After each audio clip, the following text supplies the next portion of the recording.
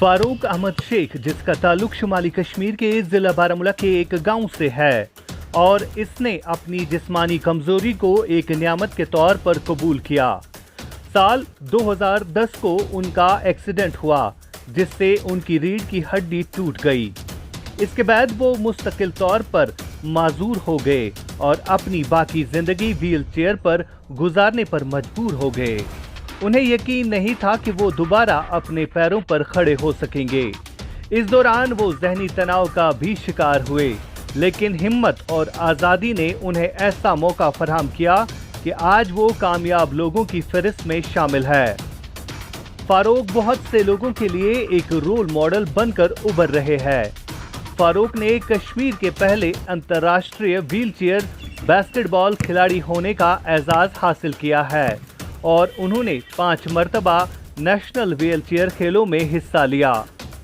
फारूक का कहना है कि हमारे जैसे बहुत सारे नौजवान जिंदगी की जंग से तंग आकर अपनी जिंदगी का खात्मा करना चाहते हैं, मगर मुझे जब भी मौका मिला मैंने उन लोगों को हौसला दिया और मैं अब इन माजूरों के लिए एक मोटिवेशनल स्पीकर बन चुका हूँ। मेरे अल्फाज खास तौर पर उन लोगों की मदद करते हैं जो जिस्मानी तौर पर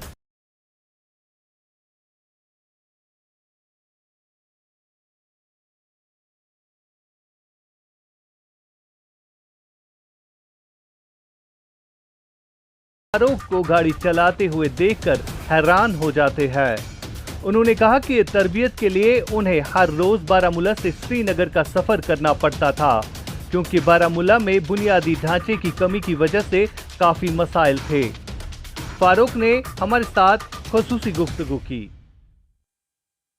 आदाब नाजरीन, आप इस वक्त जुड़ चुके हैं जम्मू लद्दाख विजन और कश्मीर टॉक देख रहे हैं आप, और आज हम उस नौजवान की बात करते हैं जिस नौजवान ने जिंदगी में कभी हार नहीं मानी है। और ये इंटरव्यू उन नौजवानों के लिए देखना बेहद जरूरी है जो किसी न किसी हादसे के शिकार हो चुके हैं और उन्होंने जिंदगी से उम्मीदें छोड़ दी है। जी हाँ नाजरीन, हम बात कर रहे हैं फारूक अहमद शेख की।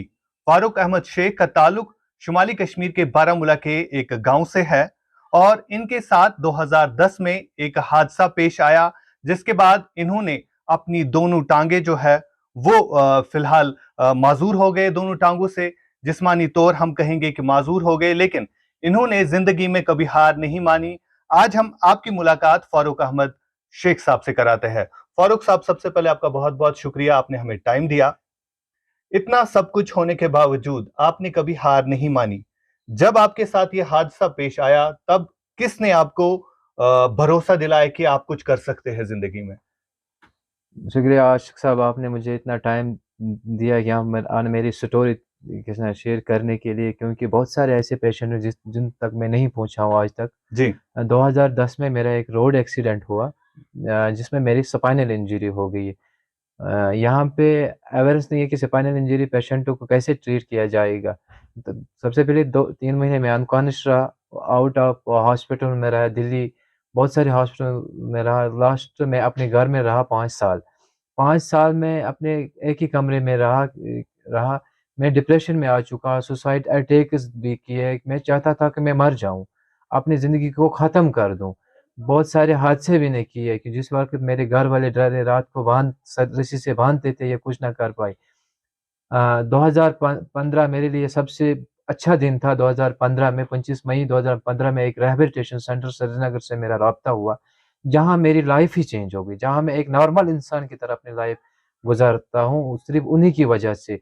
वॉलंटरी मिडकेयर सोसाइटी बिमना ऐसा इदारा है जहाँ पे हज़ारों में ऐसी पेशेंटों की लाइफ ही चेंज कर दी उन्होंने। उसी एनजीओ की वजह से मैंने आज तक 5 नेशनल्स पार्टिसिपेट किए हैं, जिनमें एक बार मेरी इंटरनेशनल सिलेक्शन हुई। यहाँ हालात ख़राब होने की वजह से मैं फिर नहीं जा पाया। लास्ट ट्रायल के लिए जब मुझे थाईलैंड जाना था वो मैं नहीं गया। मेरी ज़िंदगी का यही मकसद है, अगर मेरी वजह से किसी की लाइफ चेंज हो जाए, मैं अपने आप को खुशकिस्मत समझता हूँ। सबसे अच्छा काम मुझे लगता है ऐसे लोगों के पास जाना जो घर से बाहर नहीं निकल पा रहे, जिनकी फाइनेंस कंडीशन ऐसे नहीं होते, उनके पास जाना, उनको गाइडलाइंस करना, उनकी ज़िंदगी उनको कैसे गुजारनी है, उनको चाहे वो पढ़ाई को हो, चाहे बिजनेस हो, चाहे किसी एंगल की तरफ है, इनको यही मसला है किसी पे डिपेंड नहीं रहना। जैसे मैं किसी पे डिपेंड नहीं रहा हूँ, जो भी कुछ कर रहा हूँ खुद कर रहा हूँ। कहीं भी जाना हो, आउट ऑफ स्टेट जाना हो, यहाँ पे कहीं भी घूमने जाना हो, अकेले जाता हूँ, ड्राइव करता हूँ, खुद उतरता हूँ। मसला ये कि व्हील चेयर पे जाता हूँ, तो ना एक नॉर्मल इंसान के साथ मैं कंपटीशन कर रहा हूँ। बिल्कुल, आज आप मिसाल बन चुके हैं पूरे हमारी वादी कश्मीर के लिए, वादी कश्मीर के उन नौजवानों के लिए जिनके साथ इस तरह के हादसात हुए हैं। फारूक अहमद शेख साहब के बारे में आपको बताना चाहूंगा कि ये बास्केटबॉल प्लेयर भी रह चुके हैं और कई बार इन्होंने नेशनल अवार्ड भी जीते हैं। फारूक साहब, नेशनल और ये खेल का कहाँ से जहन में आया कि आप भी खेल सकते हैं? क्योंकि कई सारे हमारे नौजवान ऐसे हैं जो अगर उनके साथ इस तरह का कोई हादसा पेश आता है तो वो उनके दिमाग में ये बात कभी आती नहीं है कि हम भी कभी खेल पाएंगे। आपके दिमाग में किसने ये बात डाली कि आप भी खेल सकते हैं? जब हमें रिहेबिलिटेशन सेंटर में फिजियो चल रही थी, फिजियो के दौरान हमें एक क्लास होता था बास्केटबॉल की, क्योंकि उनका माइंड बिजी रखे। इसी वक्त आईसीआरसी और wheel chair basketball federation of India ने कश्मीर में एक इनको सिग्नल दी एनजीओ को कि हमें एक टीम चाहिए, हमें बास्केटबॉल टीम, क्योंकि उस वक्त हिंदुस्तान में एक वर्कशॉप चल रहा था चेन्नई में। चेन्नई में एक वर्कशॉप हुआ व्हील चेयर बास्केटबॉल। हमने उस वक्त 6 प्लेयरों ने जो भी स्पाइनल कॉर्ड इंजरी पेशेंट जो मुख्तलिफ डिस्ट्रिक्टों से रह रहे थे, वहाँ पे हमने अटेंड किया। वहाँ पे बहुत सारे पेशेंट्स मिले, बहुत सारे स्पाइनल इंजरी जिन्होंने बहुत कुछ किया था। और वहाँ पे जैसी मार्क जो अमेरिका को कोच था, जैसी मार्क, तो उसने मुझे थोड़ा काउंसलिंग की। जब मैंने उसको अपना हादसा सुना कि मेरा रोड एक्सीडेंट हुआ, उसको भी रोड एक्सीडेंट हुआ, वो भी रोड एक्सीडेंट के बाद व्हीलचेयर पे आया। वो बास्केटबॉल इंटरनेशनल कोच था।